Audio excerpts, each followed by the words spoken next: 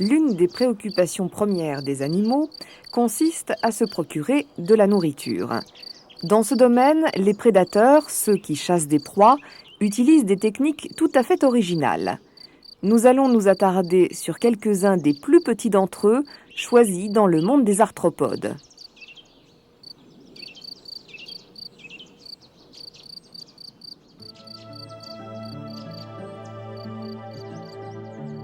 Le premier est un habitué des régions méridionales, mais c'est dans l'est de la France, sur un coteau bien ensoleillé, que nous l'avons rencontré.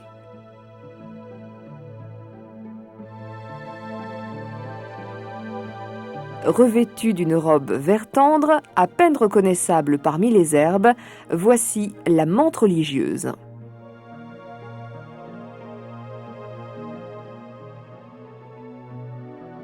Des pattes antérieures surdimensionnées que l'on qualifie aussi de pattes ravisseuses.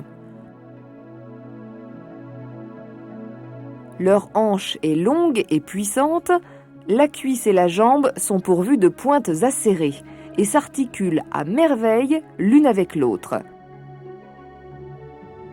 Ces outils de haute précision fonctionnent comme un étau et malheur à celui qui n'aura pas vu venir l'attaque.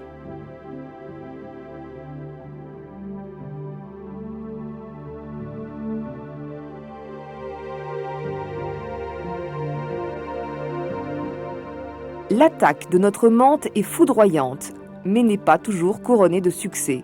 Les mouches, elles aussi, sont extrêmement rapides.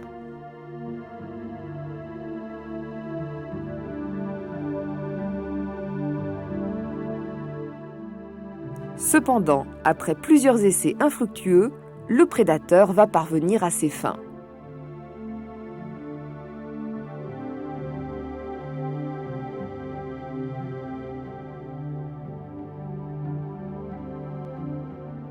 Complètement immobilisé par les épines des pattes ravisseuses, il n'a plus aucune chance de s'échapper. Il sera dévoré vivant comme toutes les autres proies, à commencer par la nuque. Et ceci jusqu'à ce qu'il ne reste vraiment plus rien.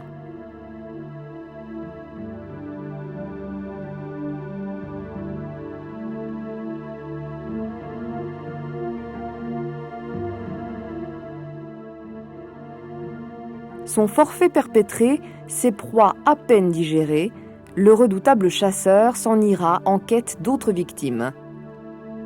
En 2 heures à peine, notre mante aura dévoré successivement une guêpe, une mouche et un criquet.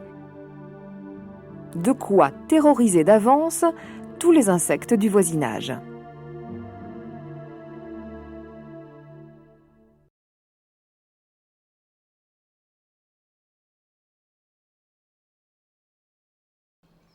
Enfouis dans le sable, au fond de leur piège de forme conique, les larves de fourmilions attendent patiemment leur minuscule victime, les fourmis. Ce qui ne nous paraît être qu'un minuscule entonnoir est en réalité un piège extrêmement subtil.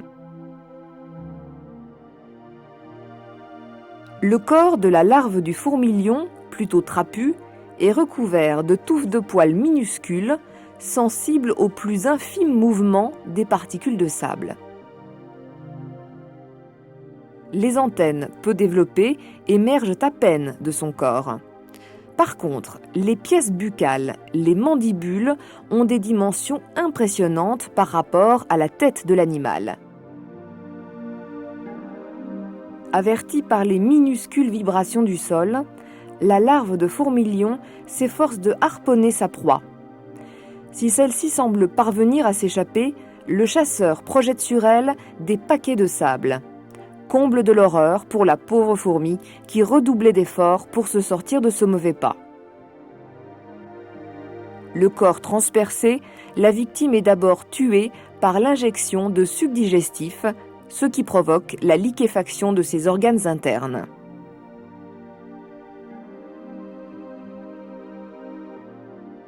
Une fois le repas terminé, la cuticule vide de la fourmi sera rejetée hors de l'entonnoir.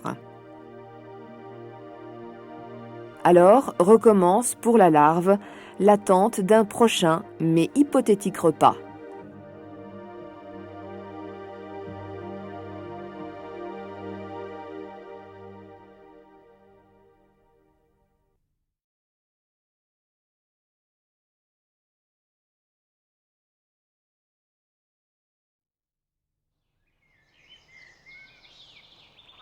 Autre spécialiste de la chasse, parmi la multitude des arthropodes, les araignées. Présentes dans pratiquement tous les habitats naturels et artificiels, elles aussi disposent d'une ingéniosité scélérate à capturer leur repas. Toutes les araignées ne construisent pas de toile, mais toutes excellent dans l'art de chasser.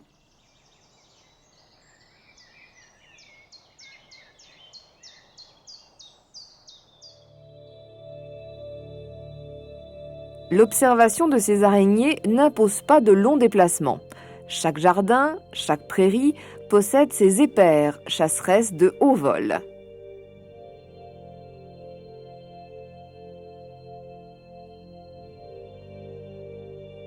Toutes les épères construisent des toiles. Les plus grosses attendent la tombée du jour pour faire ou refaire leurs toiles. Les plus jeunes le font parfois de jour, ce qui rend l'observation plus facile.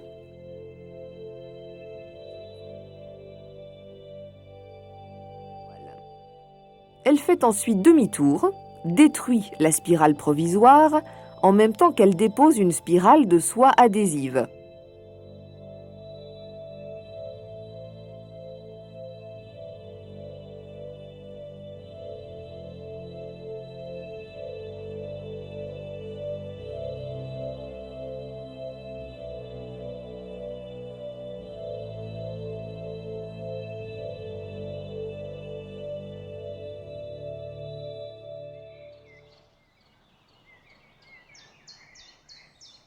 Cette sauterelle, imprudente, n'a pas vu le piège.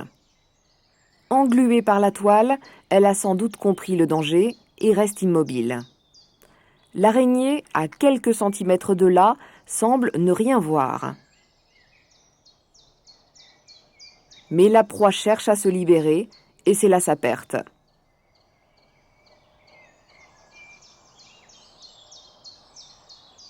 Prudente, l'épère se méfie de la taille de sa prise. Ses pattes postérieures extirpent de ses filières d'impressionnantes quantités de soie.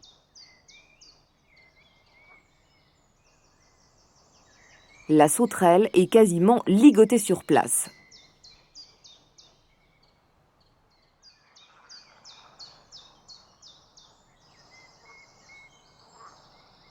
Après une toilette plutôt minutieuse, l'épère mord sa proie.